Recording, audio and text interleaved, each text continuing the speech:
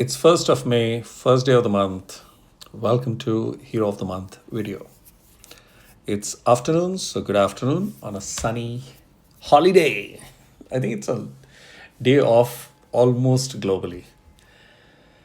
Yep, so let's dive in and look at Holy Element Monk Hero of the Month in the month of May with the name May. Yeah, she's got a lot of yummy looking vegetables, fresh ones. Okay, so this class is useful. It has its benefits. This is going to come in after 244 days. Let's go to the first passive. This character has innate resistance against minion removal. So minion from her cannot be removed. Second passive, this character gains plus 50% mana when they receive a buff or a positive stack. That's a good passive to have because then you can charge up and keep rolling faster. That's your attack, defense, and health stats. And we look at, that's your max preview. Yeah, I would say it's a balanced one. It's a bit on the lower side comparatively, but Hero of the Months don't receive that kind of love when it comes to stats from the game company. 8th power is defense up. At the start of each battle, the hero gets plus 20% defense for 6 turns. Okay, let's get back to planet Earth, normal. Bounty of the Spring at average speed is the special. First portion, growth. All allies get 150 attack and 150 defense. It's explained over here. So since this is something which is fairly old, I'll skip that. Second portion of the special summons a carrot minion for each ally with 25% HP inherited from the caster. So I would say 25% HP is neither less, neither more, but it's somewhere in between. And I would say decent. I will not say it's something crazy, but it's not very low, like 10, 12%, or even 15% is on the lower side. So this is at least 10% higher than the typical 12 to 15%. So double of that. So I would say it's okay and good. Can survive at least 1 or maybe even 2 hits. Okay, let's move forward. When summoned, the carrot minion gives plus 20% mana generation for its owner for as long as the owner has carrot minions. This effect can't be dispelled. Let's look at the question mark, which say affects only mana generated from matching tiles or mana gained from defense team at the end of the turn. Fair enough. So any additional mana being gifted by an ally, like say you have certain heroes based on certain parameters, logic, scenarios, they give 10% mana. So there won't be a 2%, 20% additional loaded. You'll only get 10.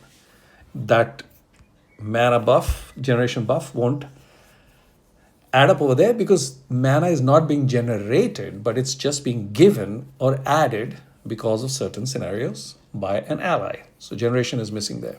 Fair enough. And the last portion is Element Link gives all holy allies plus 30% defense against special skills for 4 turns. This effect can't be dispelled. Okay. So, what do I think? Well, firstly,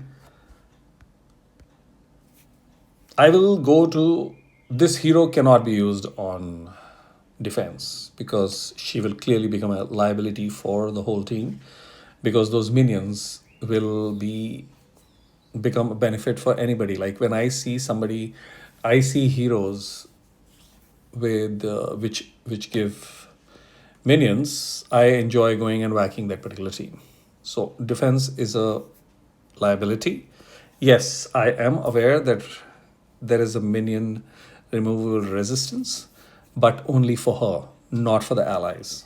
So an Ojima type of a hero will firstly hammer hard and also create issues. So that's that.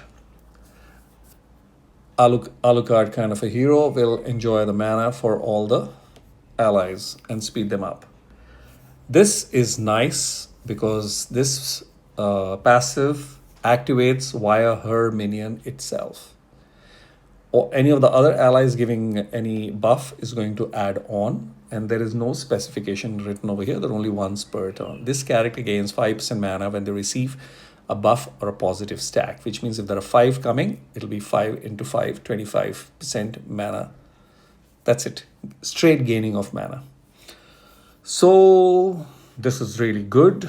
She self speeds herself up, and allies can also. So taking allies that can give buff will help this happen. And if she fires more frequently, which means she will keep replacing the minion, and hence not just keep mana generation speed up continuous, but also the beefing up of the minions will happen because you can have multiple minions.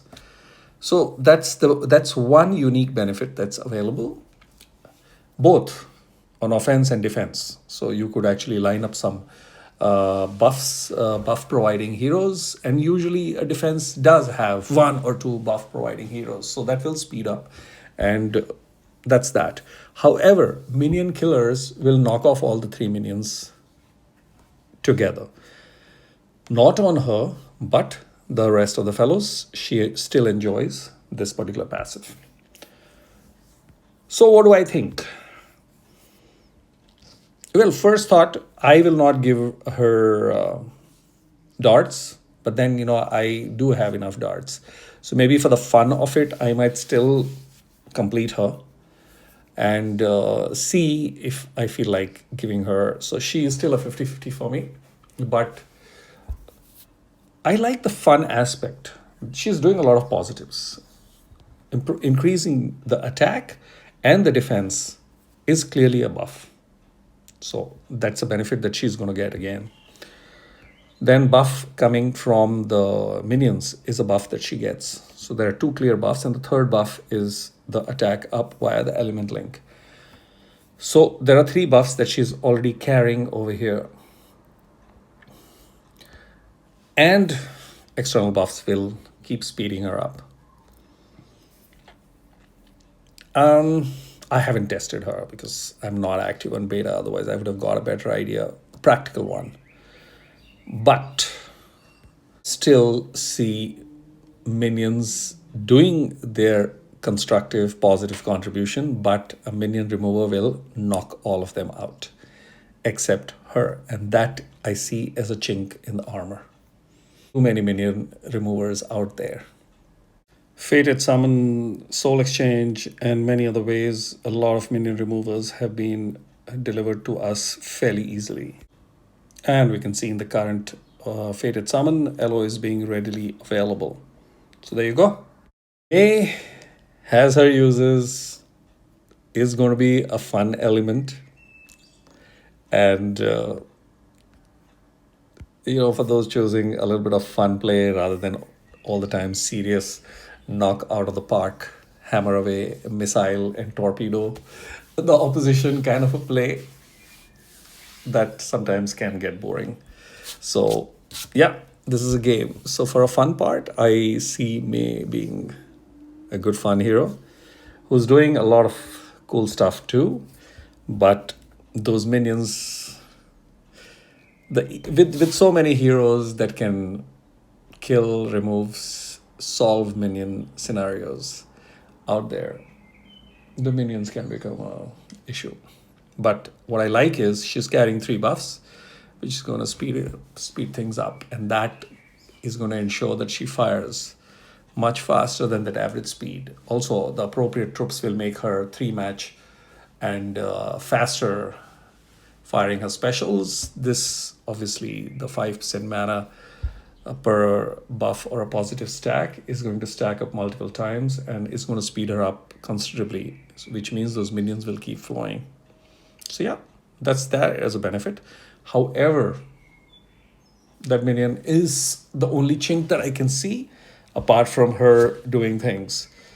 Finally, since it's quite apparent from the hero card that she's going to fire her specials multiple times, you can actually see that the attack, growth, and defense growth is going to stack up also multiple times. So it's clearly shown over here that it is going to add up. That's it. May. I'm a 50-50 whether I'll give her the darts, but she can be real good fun for a lot of players who are fairly new or who don't have those massive rosters. And she can do a thing. I still feel that she should have at least one more thing happening via her, but maybe that is balanced out by the first portion of the special. That is, I think, powerful enough.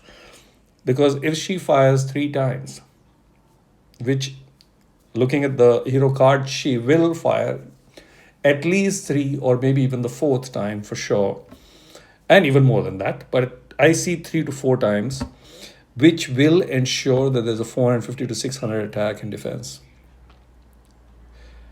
And that is really cool. So yeah, she could be the hidden gem. Get her, level her up, test her, and find out. And that's the suspense I'm going to leave you with.